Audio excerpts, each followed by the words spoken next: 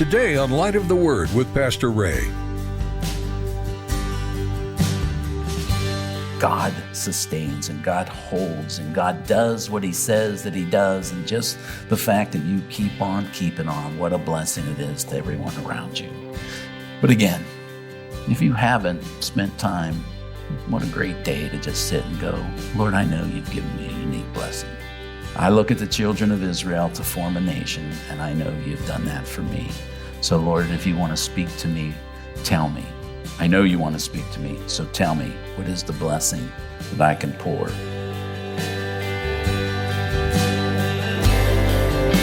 your heart to us, Lord, so we can know your word. We come before you, Jesus.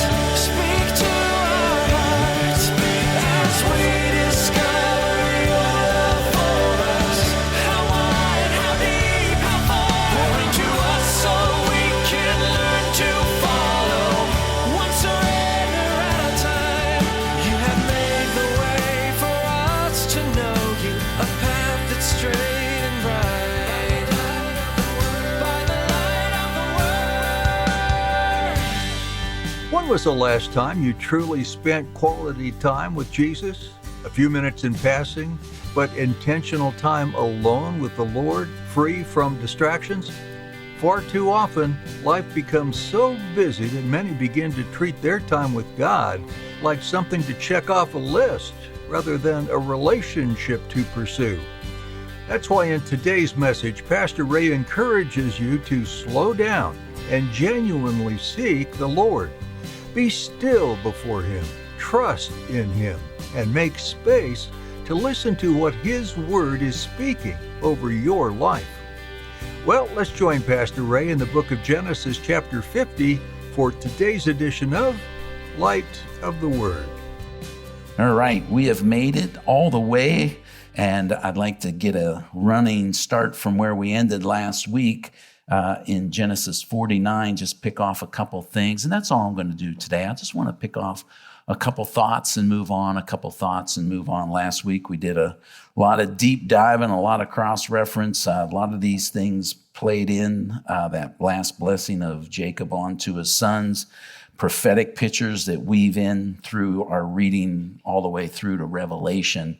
I'd like to start with the death of Jacob in the passages. So takes us back to, we kind of just hit this end in last week as we looked at the blessing, so we could bring this to pass as we look at this today of Genesis chapter 49, verse 28, as we begin the procession, and we're going to see the great procession taking Jacob's body out of Egypt up into the promised land of Canaan. But he did this blessing for the 12 sons last week. Is online. You can look at those notes and hear that audio. But I pick up in verse 28 because there's just a beautiful word for us today. And it says, all these are the 12 tribes of Israel. And this is what their father spoke to them. And he blessed them. He blessed each one according to his own blessing. I just want to start with a word for us today. And as we just passing through these verses and let a little word minister to us and minister to our heart today. Do you know God has a unique blessing for every last one of you? These blessings to these 12 boys was all unique. None of them were the same for each of them. God came and he prophetically laid it upon Jacob as he would speak to these 12 boys and give each of them a unique blessing. And they would take that unique blessing upon themselves, and they would take that unique blessing through Egypt. And we know what's going to happen is 400 years of slavery. But they're going to be one nation together. They're going to leave Egypt together, and they're going to go into a wilderness wandering.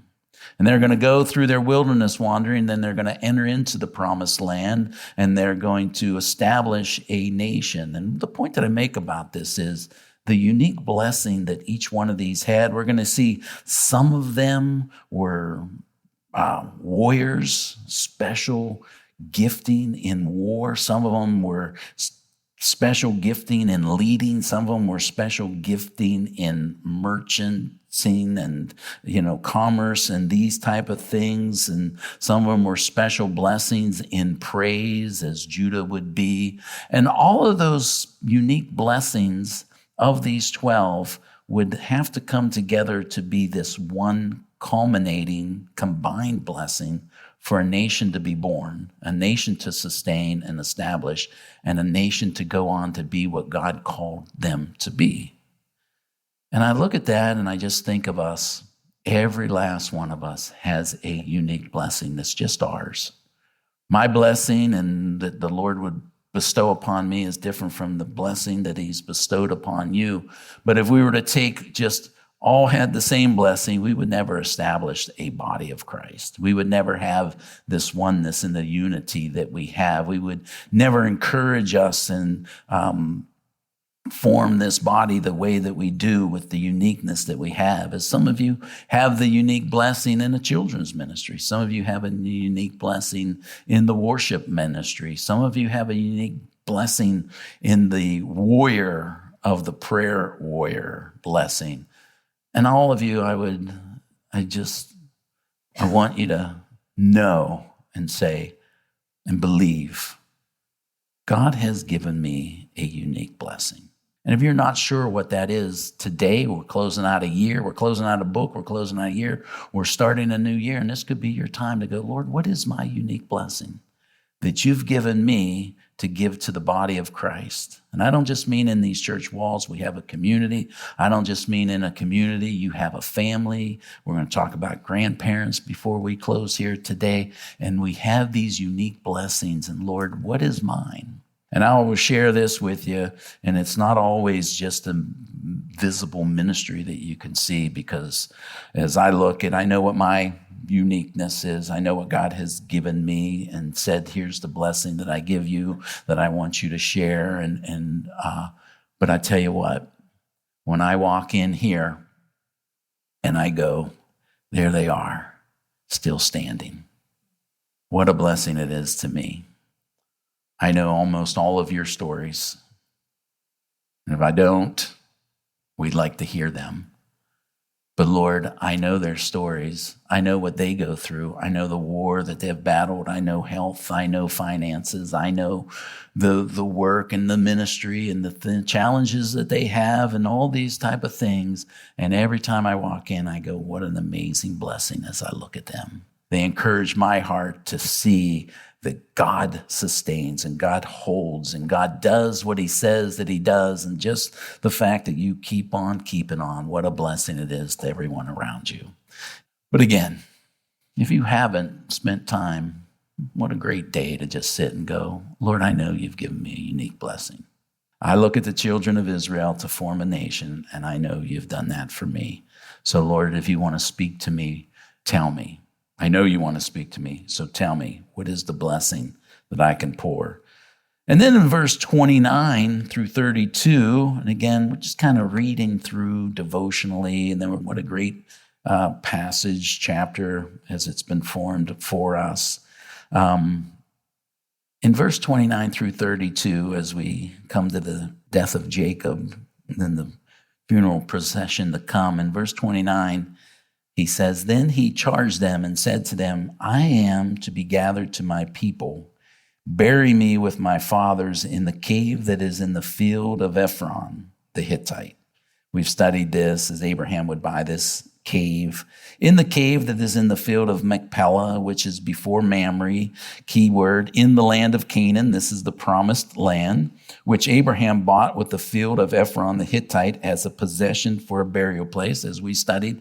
The only possession that Abraham bought as the richest man, as the great wealth, he only bought one thing, and it was this cave. And what a testimony it is. There they buried Abraham and Sarah, his wife. There they buried Isaac and Rebekah, his wife. And there I buried Leah. The field and the cave that is there were purchased from the sons of Heth. This is, you can read through it. until you slow down enough to think about it. Who's the love of his life? We would read it over and over. We would speak of it all the times. Who was the love of his life? We would all quickly go, it was Rachel. But we know from our studies that Rachel, when she died, she was buried in Bethlehem. And here is Jacob at the end of his life saying, bury me next to Leah. Maybe you feel trapped in your relationship. Maybe you go, the person I entered the relationship wasn't the person who I thought they were going to be. I feel even somewhat tricked. If there's ever a person in the Bible that could say, I was tricked and now I feel trapped, no one could ever come close to Jacob. My uncle Laban, boy, that guy, the switcheroo and the trick. I met Rachel and my heart poured out for her. We made a deal 7 years for her and I worked faithfully 7 years for her. And then on my wedding night, the old switch that Laban brought Leah, the oldest sister. And then in the morning, what is this? Oh, you know our culture? The oldest had to always be married first. But I tell you what, work 7 more years and I'll give you Rachel. He worked 14 years for Rachel. And here's the woman that he would go, this is not the woman that I worked for. This is not the woman that I desired. This is not the woman that I wanted to be married to. And here I am tricked. And maybe even saying trapped. And I find the fascinating and just the impactfulness of this, that at the end of his life, he would say, bury me next to Leah, not Rachel. There's a lot of prophetic pictures that we can say of Rachel, of course, because Rachel's buried in Bethlehem. The lambs that would be sacrificed at the temple, Bethlehem was the place where they would raise those lambs and make sure they were perfect. And then those lambs would go to the temple for Passover to be sacrificed. Oh, the picture of Jesus Christ, there born in Bethlehem, become the perfect Lamb of God who take away the sin of the world. And yet here we see this picture that Jacob would go, but bury me next to Leah in Machpelah, in this cave where Abraham and Isaac and the wives were buried. You know what I think? And it's a pondering. We studied last week Judah. They've always known Abraham, Isaac, and Jacob, not just that I promised you the land, I promised you that the Redeemer will come through, to buy you back from the curse of Genesis 3 and the fall that happened, that one would come who would crush the head of the serpent, and his heel would be bruised, and it was the picture of the Messiah. And as we studied last week, it's through Judah. Who's Judah's mother? Leah. And I just put it out there as a pondering for you, is that maybe that person you feel trapped, or you go, this isn't what I thought it would be, is the very person that God's using in your life that you can see the Son, the one who would redeem and the one who would buy you back. And I can see this through Jacob. I would have never seen Judah and the line that would come through apart from Leah. And then Leah, somewhere in this place, becomes this great blessing to the end that he would go, bury me next to Leah. Amazing. It's just amazing verse as you look at that. Well, verse 33, we move on and we look, and it says, and when Jacob had finished commanding his sons, he drew his feet up into the bed and breathed his last, and he was gathered to his people. A beautiful correlating passage is in Hebrews chapter 11, verse 21, or speaking of that, heroes of faith. By faith, Jacob, when he was dying, blessed each of the sons of Joseph and worshiped, leaning on the top of his staff. So here we are. we always look at, because as we read, he curls his feet up, and what a way to go.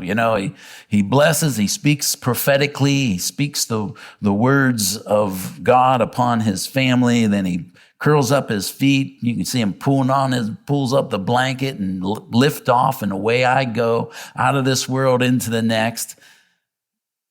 But it appears that whether it was with the boys or just Joseph only, but that Jacob gets out of the bed and he gets to speak the blessing that he puts upon these boys. And it says here, and he's leaning on the top of his staff. We know this staff as it would come when he wrestled with the Lord, and that his hip would be put out. And for the rest of Jacob's life, he has to walk with this limp. For the rest of his life, he has to lean on this staff.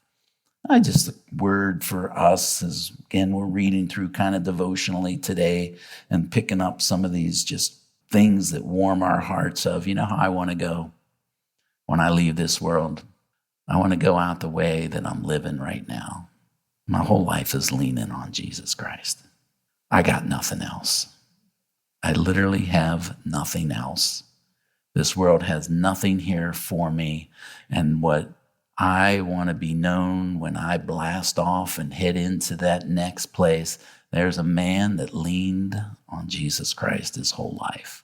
And may it be known his life was Jesus Christ. And may we just be that people leaning on the everlasting arms and love of Jesus Christ. You've been my staff. I've leaned on you through the hard times, the good times, through prosperity and through famine and through heartbreak of loss and the love of my lives and all these type of things. But in the end, I'm recorded in the book of Hebrews leaning on my staff. Beautiful picture again. Well, now we get into this chapter 50 as we close here, as we're going to start building to the procession of this great procession that takes Jacob out of Egypt into the promised land. And verse 1-3, then Joseph fell on his father's face and wept over him and kissed him. And Joseph commanded his servants, the physicians, to embalm his father. So the physicians embalmed Israel. 40 days were required for him, for such are the days required for those who are embalmed, and the Egyptians mourned for him 70 days. Historical writings and the likes show that it would take 40 days to embalm a body. It's a fascinating study. I'll spare you the details of it, of what it would do to embalm a body, but we actually have mummified bodies that, still you can see these type of things. So 40 days to embalm Jacob. Joseph will be embalmed here before we finish the chapter. 70 days of mourning. The historical writings would say 72 days was the days of mourning for a Pharaoh. So here is the elevation of Jacob, the mourning next to almost a Pharaoh. But here's the amazing thing about his life. He's being mourned not for what he was in Egypt. It's what his son was in Egypt. That's why all of Egypt mourns. It's for who his son is. And so, speaking of his son then, takes me to this amazing place as we're reading the end of this book and we look at the life of Joseph. We're going to see his last breath and his embalming before we finish here today. And what I just want to share with as we finish this book and we consider these things, there is no limit of what God can do in any one of our lives here. Especially you youth, I hope you can listen well on this. Here's Joseph. And we've said this time and time again. Here's this young man, Joseph, 17 years old. He has no youth group. He had no children's church. He had no church at all. He had no counselors. He had no Bible. He had no Chuck tapes. If you going through our school discipleship, he had nothing. And yet he became the man that he became simply because he trusted in the promises of God. He held on to the promise of God, and he would not trade his relationship with the Lord, his God, for anything that the world had to offer. And I just want to share with all of you, and especially you youth, there is no limit to what God can do in your life. Absolutely not one. Because Joseph is the proof text of what I can do through a life that's yielded to me. And as we say often, but it's such a great phrase, no man, government, or program can stop the work of God in your life. Only our disobedience and lack of faith. But God, in his ever great forgiveness, will do what he will do if we say, here I am. And as we move on with that, then verse 4 through 11, speaking of Jacob's legacy, it's based on the son that he had. Verse 4 through 11, now when the days of his mourning were past, Joseph spoke to the household of Pharaoh, saying, if I have found favor in your eyes, please speak in the hearing of Pharaoh, saying, my father made me swear, saying, behold, I am dying in my grave, which I dug for myself in the land of Canaan. There you shall bury me. Now, therefore, please let me go and bury my father, and I will come back. And Pharaoh said, go up and bury your father as he made you swear. So Joseph went up to bury his father, and with him went all the servants of Pharaoh. Just start imagining what this processional looks like. It's like when one of our presidents passes in the rotunda in the Capitol, and all the world comes to mourn. And the elders of the land of Egypt, verse 8, as well as the house of Joseph, his brothers, his father's house, only their little ones, their flocks and their herds they left in the land of Goshen. And there went up with him both chariots and horsemen, and it was very great gathering. Then they came to the threshing floor of Atad, which is beyond the Jordan, and they mourned there with great and very solemn lamentations. He observed 7 days of mourning for his father. And when the inhabitants of the land of the Canaanites saw the mourning at the threshing floor of Atad, they said, this is deep mourning of the Egyptians. Therefore, his name was called Abel Mizam, which is beyond the Jordan. I love it. In this one thing, if you get down to it, and we'll see this as Joseph will talk about how God used this, and the brothers are going to fear in the next verses that once dad's dead, that Joseph's coming for revenge. And we know the story, what it took the Lord to do to get Joseph there to Egypt, and he saves the whole region. And here we see God bringing this place, Abraham, Isaac, Jacob, this burial place in Machpelah, and all the world of that surrounding area, all the Egyptians are watching going, what is this? Look at this procession that's leaving Egypt to go up to this burial place. And they would all start talking, going, what is this? And they go, Joseph's dad has died. And then all the Canaanites, they haven't seen this family for 17 years now. And they're going to see this great procession coming in with chariots and horses and droves of people and mourning and weeping. And all the Canaanites would look and go, what is this? And they would go, Joseph in Egypt, his father has died. And everybody would know Joseph. All of Egypt would know. Remember the famine? Not one of us would be alive if it wasn't for Joseph. You have made the way for us to know you, a path that's straight and bright. By the light of the world. This is Light of the Word, and we're in the book of Genesis. There's a reason why we should start at the very beginning. So much formative information is written and communicated in the Bible based on Genesis. God sets the stage, describing who He is, what His purposes are for mankind, and the desperate need of a Savior to rescue man from his own demise. From the days of creation through the Eden story to the story of Noah and the flood, it's rich with color as well as providing life lessons to learn. Then you get into the saga of Abraham's lineage. Many high points are brought to your attention, as well as several areas where each person fell short in his own way. But God doesn't value people based on perfection. He cares most about a person's heart and what's done after falling down. Do you stay in the dirt and mud, scrounging to find a way out on your own? Or do you reach out to God for His help and guidance? This idea becomes evident throughout Genesis as various people and groups sought after God, and some ran the other way. We trust that what you're hearing about in the book of Genesis is having a profound impact on your life and drawing you closer to Him. To gain more teaching insights, go to lightoftheword.info. That's all for today from Light of the Word, illuminating the heart of God. You have made